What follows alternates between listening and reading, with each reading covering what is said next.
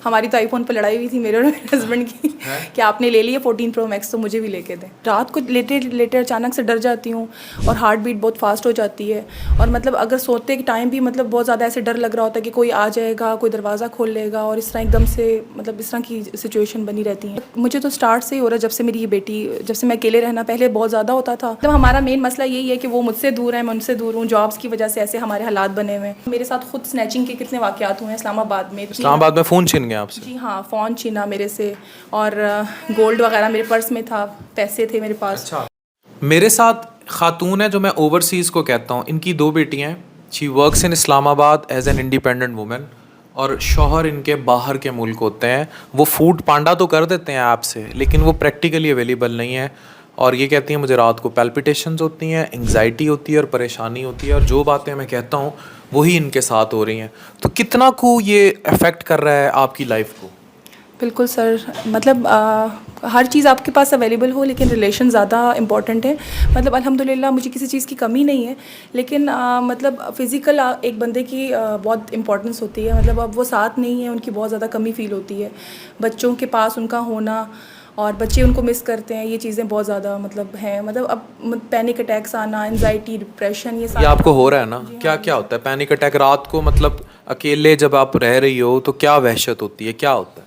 Doctor साहब बस रात को लेटे लेटे अचानक से डर जाती हूँ और हार्ट बीट बहुत फास्ट हो जाती है और मतलब अगर सोते के टाइम भी मतलब बहुत ज़्यादा ऐसे डर लग रहा होता है कि कोई आ जाएगा, कोई दरवाज़ा खोल लेगा और इस तरह एकदम से मतलब इस तरह की सिचुएशन बनी रहती है। ये वीडियो हम आपकी इजाज़त से उन लाखों ख़वातीन के लिए बना रहे हैं जो कैमरे पे नहीं आती या जो यहाँ तक नहीं आती, लेकिन उन सब के साथ रात को ये फीलिंग्स होती हैं और उन सब को ये सब सफ़र करना पड़ता है, क्योंकि उनके जो रखवाले हैं वो बाहर तो उनकी हिफाजत कर रहे हैं, पैसा भेज रहे हैं, लेकिन वो उनके साथ मौजूद नहीं है, तो वो क्रॉनिक डिप्रेशन में चली जाती हैं।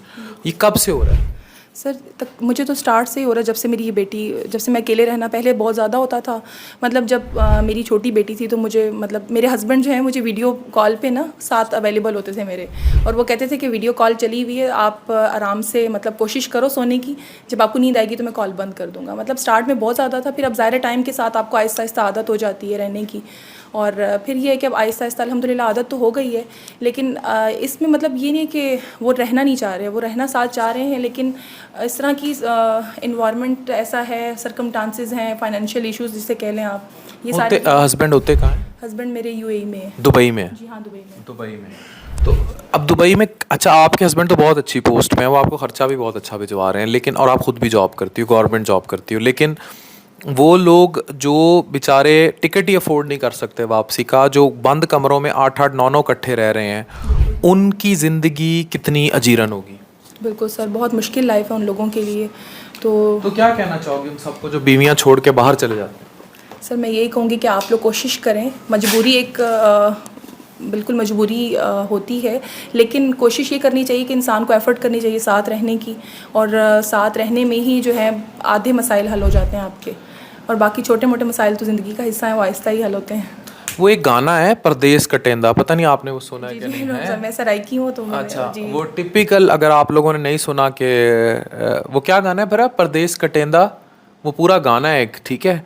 वो क्या गाना है? वो आता है आपको? गाना आता है वो है? तो वो गाना है कि जिसमें वो कहता है कि मी वस द सोना पिया परदेस कटेंदा, और उसमें फिर वो कहता है कि वो बारिश जब होती है तो वो अथरू मेरे गिरते हैं। तो मैं अक्सर एक्सरसाइज में वो सुन रहा होता हूँ तो मुझे ओवरसीज़ याद आ रहे थे। वो टिपिकल रिप्रेजेंटेशन है कि भाई वो कहता है कि आजा वापस, लड़ाई भी बर्दाश्त हो जाएगी, सारा कुछ बर्दाश्त, दूरी बर्दाश्त नहीं होती। तो बड़ी ज़बरदस्त रिप्रेजेंटेशन करता है सारे ओवरसीज़ पाकिस्तानी।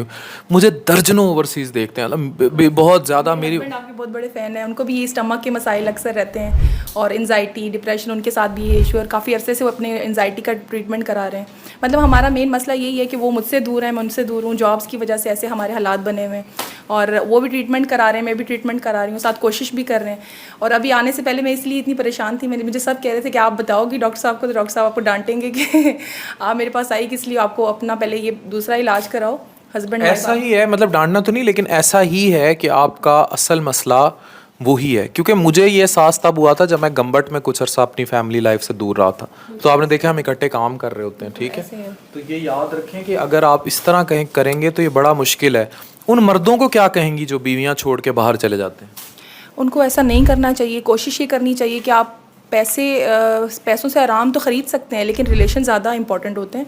और मेरे ख्याल से इस्लाम में भी इस चीज़ को कहा गया है कि आप हस्बैंड वाइफ को साथ रहने का इसीलिए कहा गया है, मतलब आप छोड़ दें आप अपनी बीवियों को और आप बिल्कुल दूर रख लें, तो इससे रिलेशनशिप भी कमज़ोर हो जाते हैं और बच्चे भी सफ़र करते हैं आपके। अच्छा ये बताओ कि कितना ज़्यादा उसके जाने से कितना ज़िंदगी जो है मुतासिर हुई, बच्चे कितने इफेक्ट हुए? मैं कुर्सी ज़रा ऊपर कर लूँ, कितने इफेक्ट हुए हैं, बच्चे कितने इफेक्ट? सर मैं तो कहूँगी कि आपकी पूरी लाइफ ही ख़राब हो जाती है हस्बैंड के ना होने से, क्योंकि पता है क्या, आप जब जॉब कर रहे हो, आपके हस्बैंड भी नहीं है बच्चों के सर पर, तो फिर बच्चे वहाँ से स्पॉइल होना शुरू हो जाते हैं। मतलब बच्चों को भी टाइम चाहिए, बच्चे कंट्रोल में नहीं रहते हैं, नहीं रहते, और बच्चों को स्पेस मतलब चाहिए बाहर आउटिंग पे, और मतलब आप आपके साथ बच्चे भी फुल ड्यूटी करें और उसके बाद शाम को उनको मतलब आप उनकी डाइट का ख्याल ना रख पाओ, तो फिर मेरे ख्याल से ऐसे पैसे का मेरे साथ कई ओवरसीज आते हैं, बाहर से आते हैं, जो बेचारे बड़ी डिप्रेशन का शिकार होते हैं, वो आ जाते हैं बीवियां लेके चेक कराने, खुद पेट छोड़े होते हैं, गंजे हुए होते हैं, बुरे हालात हुए होते हैं, और वो बड़ी बुरी डिप्रेशन का शिकार होते हैं, बाहर छोटे छोटे कॉटेजेस में रह रहे होते हैं। देखती रहती हूँ सर, बिल्कुल। तो उनके क्या असर हुआ होता है? किसी को फॉलिज का 40 साल में वो एक लड़का बंदा था, उसे कोरिया में वो अटैक हो गया, तो ये लोग फिर दिल के दौरों से मरते हैं। हाँ जी, जिंदगी बहुत थोड़ी है, जिंदगी जब जीना शुरू करोगे तो जिंदगी खत्म हो जाएगी, ये समझो।